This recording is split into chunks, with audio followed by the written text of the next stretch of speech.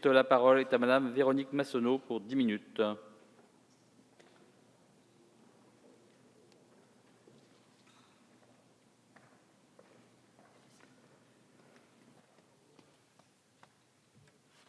Monsieur le Président.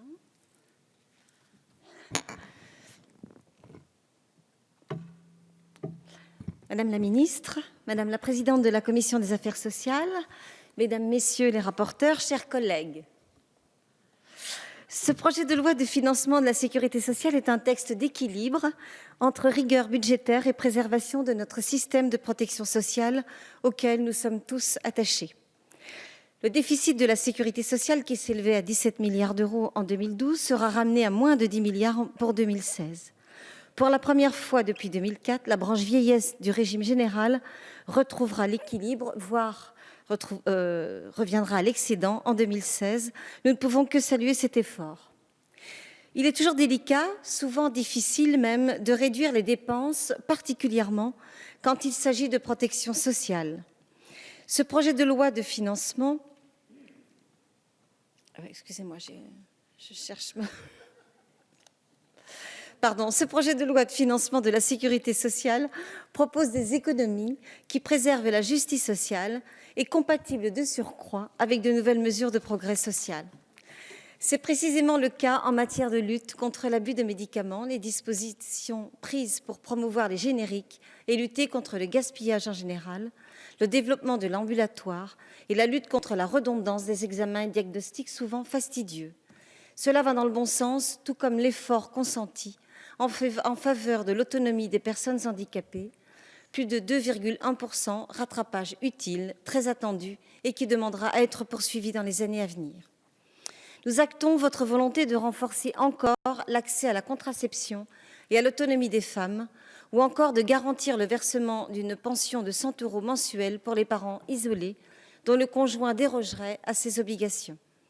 Ces mesures de solidarité et d'égalité vont dans le bon sens. La gratuité du dépistage du cancer du sein sera étendue aux examens supplémentaires réalisés pour les femmes présentant un risque plus élevé. Des programmes de prévention de l'obésité chez les jeunes enfants seront expérimentés. La gratuité et la confidentialité du parcours de contraception des mineurs seront garanties. Nous souhaitons par ailleurs porter le débat plus loin sur l'accès à une contraception sécurisée en incluant la jante masculine dans un souci de responsabilisation partagée.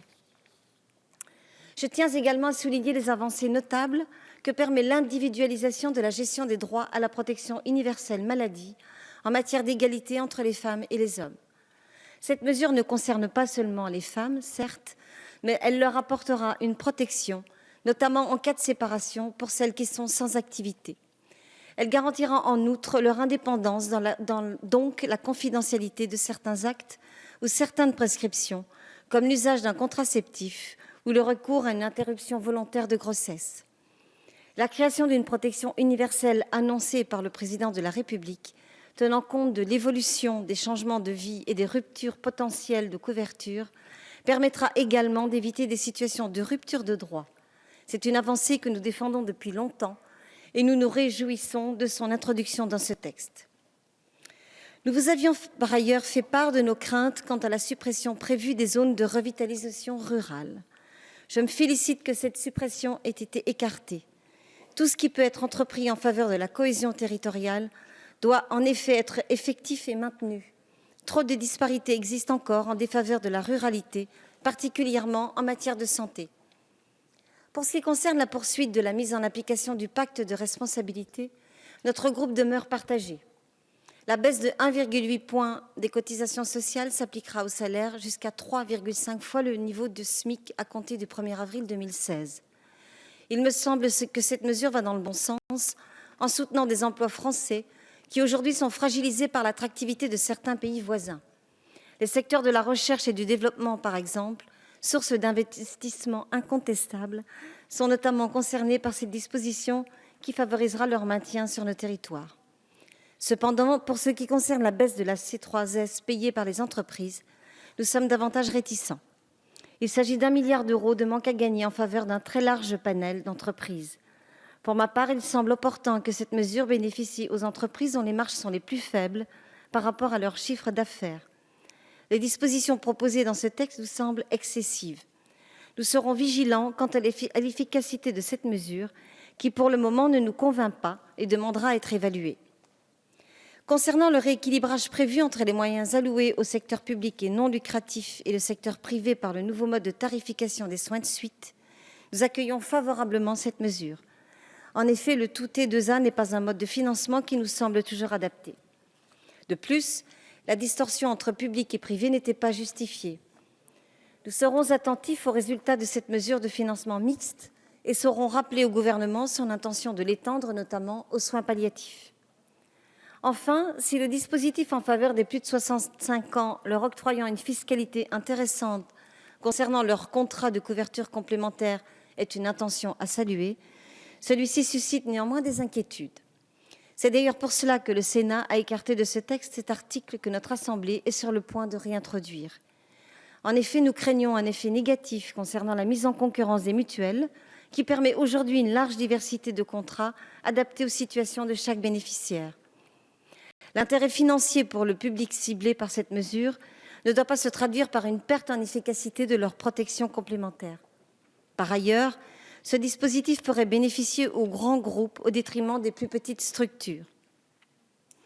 C'est pour ces raisons que nous émettons des réserves à l'égard de ce dispositif. Nous sommes bien sûr prêts à soutenir une autre forme d'application de cette mesure en faveur des plus âgés, dès lors qu'elle ne met pas à mal l'efficacité de nos couvertures complémentaires, en plus des emplois qui en dépendent. Je souhaite terminer mon propos en insistant particulièrement sur la mesure de simplification du système de prise en charge pour les victimes d'actes de terrorisme, qui semble particulièrement et malheureusement à propos dans le contexte douloureux que nous connaissons. Vous l'aurez compris, Madame la Ministre, ce texte d'équilibre entre mesures d'économie et de soutien à notre système de protection sociale nous semble raisonnable. Si nous émettons quelques inquiétudes quant à l'efficacité et l'applicabilité de certaines mesures, nous reconnaissons tout de même que ce projet de financement de la sécurité sociale pour 2016 est le fruit d'un travail à la hauteur de la situation à la fois économique et sociale de notre pays. Madame la Ministre, permettez-moi de saluer la mesure que vous venez d'annoncer en réponse à Madame Le Morton. En effet, la lutte contre le VIH est un enjeu de santé qui nous concerne tous. Le remboursement annoncé des traitements antirétroviraux à usage préventif est une excellente mesure que je comptais défendre demain par un amendement sur le projet de loi de santé. Je le retirerai donc avec plaisir. Merci. Merci Madame Massonneau. Pour le groupe socialiste républicain.